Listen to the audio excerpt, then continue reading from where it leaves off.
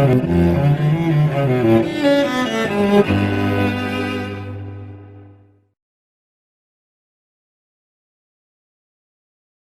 feel like you don't matter, feel like your life doesn't matter, get involved. While I was on a marae, I made it clear that my practice as a Maori midwife holds true to the principles of Te Reti of Waitangi.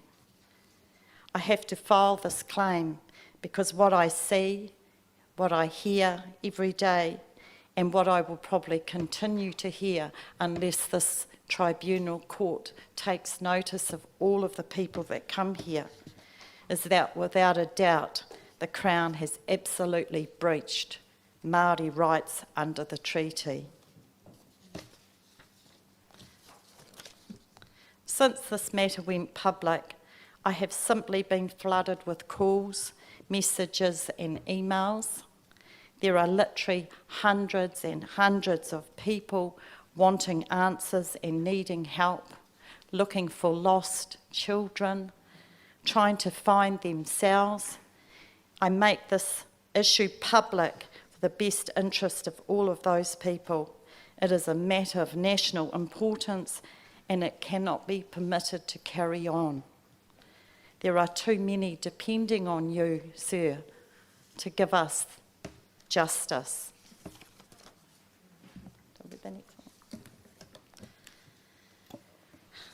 Can I just say that I came today, it started to rain, and I knew that our tupuna were with us, because when it rains, they're here. My second brief of evidence. I am the claimant Katerina Jean TeHuia's. I am a Māori midwife, mother and grandmother. I'm a midwife of 29 years and a registered Māori nurse of 30 plus years. I am the CEO of Ngā Maia Māori Midwives. I am the founder of Kahungunu Health Services, aka Choices, a Māori health service provider registered since 1995. Kia ora. Sorry to interrupt you, Yes. Ms. TeHuia's. Yeah. Ms. Waitangi, just wondering whether it might be possible to just divide the questions and perhaps question this witness on the first brief, and then because the content of the second brief moves into some bigger picture systemic matters, and then it might just be easier for Ms. TeHuia's to answer some questions about the first one. Yeah, Of course, Your Honour. Thank you. Thank you. Tēnā koe, Ms. TeHuia's. First, I just wanted to acknowledge on behalf of the panel your role in bringing this very important kaupapa to light. So tēnā koe. Thank you. So I'm just going to go to the panel first. Tēnā koe. I just want to reiterate the mihi from the judge to you. Kia ora. Mei kore koe, ko kore tata e rongo i nei tūkinotanga. Hoi anō. Did I hear you right that you said that you wrote a complaint to the DHB and your response was that you have a debrief? Yes, that's correct. Can you unpack that for me? What did that involve? Did it? So I was caring for a young woman, Māori woman, who had been previously in a terrible situation, family violence and homeless. I had birthed 3 of her children. 4 years later, she came to me to say she was hapu again, and I asked to be her midwife. Her circumstances had changed. She had a new partner. Her mother was caring for her other children, and her mother had a good relationship. Our pregnancy began, I began caring for her. I wrote to the DHB because of her previous caesarean sections and asked them for an elective date and for them a review of her care. I received a letter from the multidisciplinary team requesting information about her social circumstances. So I knew that the letter I had sent to the obstetrician had been shared with the multidisciplinary team. I wrote back and reassured them that everything was okay. I then received a letter from them asking why she hadn't received a meeting with her social worker, and I raised that with the woman, who told me that she was no longer under their care, that her children had been placed by Oranga Tamariki with her mother, that she was having a new relationship and a new baby. She went into labour. I took her to hospital at 2 a.m. We went to theatre. She had an emergency caesarean section. While we were in theatre, a hospital nurse, yelled out that the baby had stopped breathing, which was incorrect. They grabbed the baby from the resusc trolley and raced with it out of the theatre.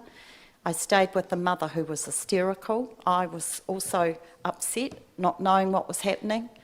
Later on, I got her to her room. I went back to the special care baby unit to see what was happening with the baby, and it was asleep in a cot. The hospital nurse in the skaboo gave me a letter. It was a care plan written by the Hawke's Bay DHB multidisciplinary team, stating that the baby was to be removed at the birth, and that Jean TeHuia's, the midwife, was not to be informed. So I read the document and I was furious, and from that document I wrote a letter of concern to the Hawke's Bay DHB CEO, complaining of their behaviour and complaining of that removal of that baby. And 3 days later I received a letter advising me that I was welcome to a debrief. The baby remained in the hospital. The mother was not allowed to see the baby, and she consequently went home without it.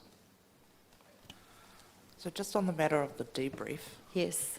what did that happen, or? I refused to attend a debrief.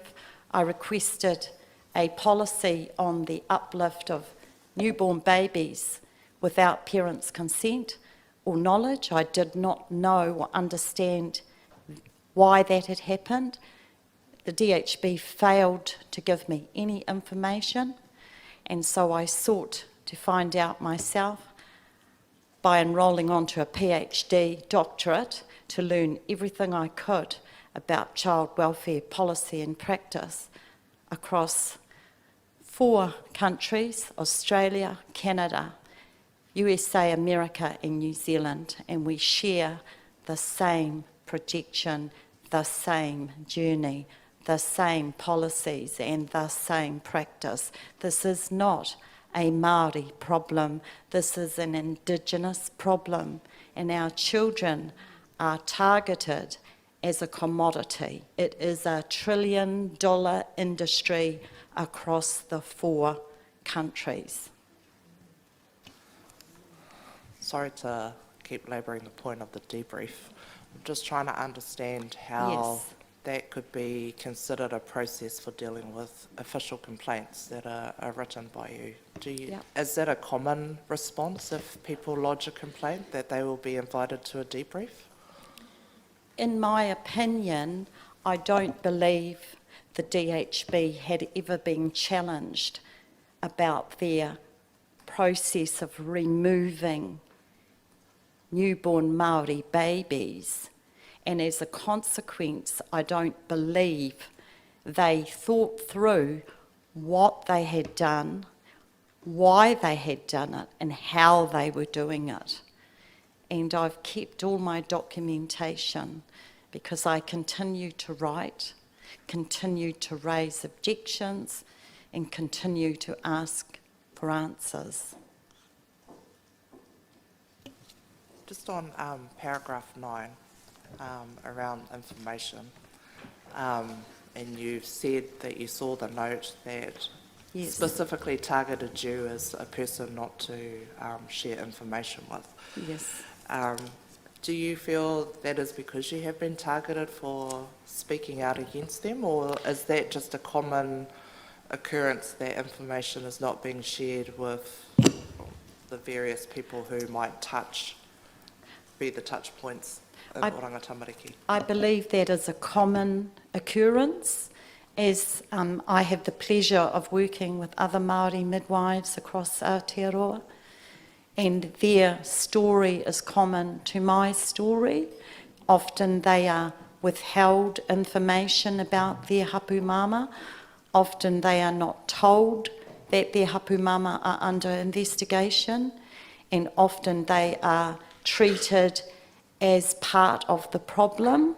So rather than allow or to bring Māori midwives alongside to support the Crown in caring for hapu mama, they are ostracised. They are separated. Yes. And probably just my last question on this brief of evidence. So training, has been a part of the evidence we've listened to last week as well. Could you,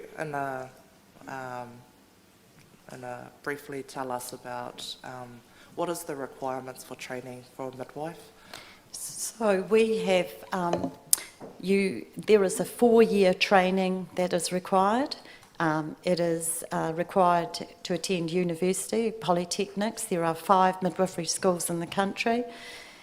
From 2008 to 2018, there were 1,435 Maori women who entered one of the 5 midwifery schools.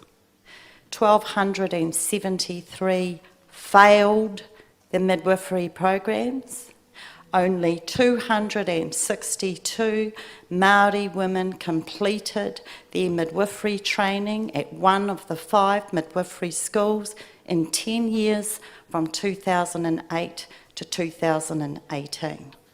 They had an 86% failure rate of Maori women to complete the midwifery training.